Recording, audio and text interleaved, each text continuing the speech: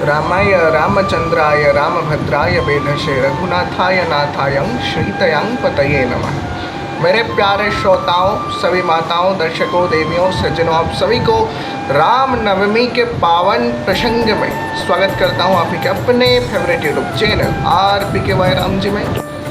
तो भगवान राम जी के जन्म के अनेक कारण होते हैं प्यारे श्रोताओं।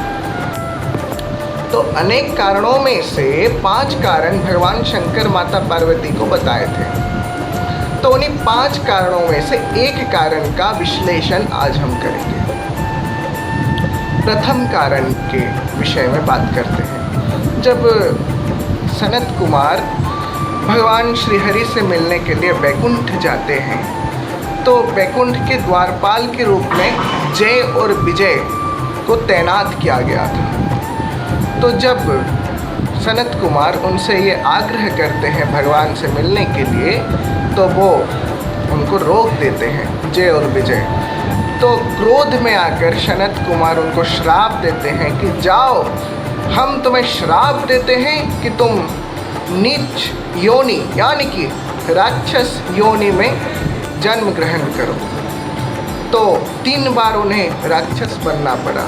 पहले जन्म में हिरणाक्ष और हिरण्यकश्यप बने, दूसरे जन्म में रावण और कुंभकर्ण बने, तीसरे जन्म में शिशुपाल और दंतवक्र बने।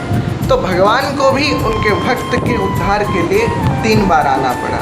पहले सत्ययुग में वराह बनकर हिरणाक्ष का अंत किए, फिर नरसिंह बनकर हिरण्यकश्यप का अंत किए, फिर श्री राम बन के जब आए तो रावण और कुंभकर्ण का अंत करते हैं। फिर द्वापर में कृष्ण बन के आए और शिशुपाल और दंतवक्र का अंत करते हैं। तो इससे यह शिक्षा मिलती है प्यारे श्रोताओं कि भगवान के भक्त होना तो आसान होता है, लेकिन भक्त होते हुए भी निरहंकारी रहना यह दुष्कर कार्य है। निरहंकारी रहने का एक सरल उपाय है कि अपने आप को भगवान के सामने नगण्य मानना चाहिए। जैसा कि तुलसीदास जी कहते हैं, मौसम दीन न दीन हित तुम समान रघुवीर, अस विचारि रघुवंश मणि हरहु विषम भव भीत। तो अपने आप को दीन से भी अधिक दीन कर देना चाहिए भगवान के सामने, तभी मनुष्य निरहंकारी हो सकता है। और जो निरहंकारी होता है भगवान उसको सिर माथे पर धारण करते हैं प्यारे श्रोताओं। और जो अहंकार के वशीभूत होता है वो बैकुंठ से भी नीचे गिर जाता है और राक्षस योनि को प्राप्त होता है और इस प्रकार नीच योनियाँ प्राप्त होता है। तो चैत्र महीने शुक्ल पक्ष की नवमी तिथि में भगवान का प्रागट्य होता है श्री राम लल्ला के रूप में। तो जब चैत्र महीने के शुक्ल पक्ष की नवमी तिथि आती है तो अयोध्या के चारों ओर एक अलग सा वातावरण छा जाता है। मंद सुगंध शीतल हवाएं बहने लगती है, सरयू के धार में वृद्धि होती है।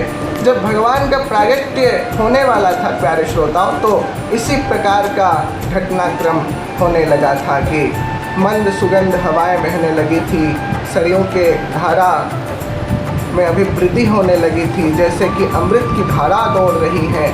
पर्वतों में मणियाँ चमकने लगी थी। तो आकाश में देवता लोग आके भगवान की स्तुति करने लगे।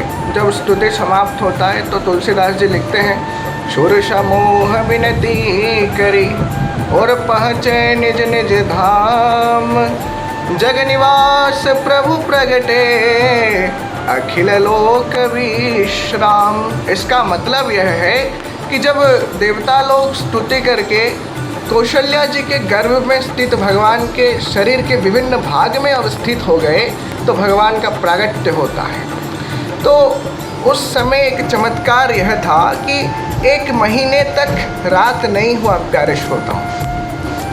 तो आज के युग में भी वह चमत्कार दूसरे तरीके से होने वाला है, एक अलग तरीके से होने वाला है कि भगवान जो श्री राम लल्ला अयोध्या के मंदिर में विराजमान हैं, उनके मस्तक पर सूर्य तिलक होगा, यानी कि सूर्य किरणों से भगवान का तिलक होगा और भगवान का सूर्याभिषेक होगा। तो भगवान के बालक रूप को ही भगवान शंकर अपने हृदय में और काकभूषुंडी जी अपने मन में धारण करते हैं। जब भगवान शंकर माता पार्वती को राम कथा सुनाते हैं तो प्रारंभ में मंगलाचरण में भी भगवान शंकर यह बात कहते हैं कि मंगल भवन अमंगल हारे द्रवौषु दशरथ अजिर बिहारी बंदौ बाल रूप सोई रामो सब सिद्धि सुलभ जपत जिसु नामो, यानी कि भगवान के बाल स्वरूप के वंदना करते हैं और जिस भगवान के नाम का जाप करने से सभी प्रकार के सिद्धियां सुलभ हो जाती है।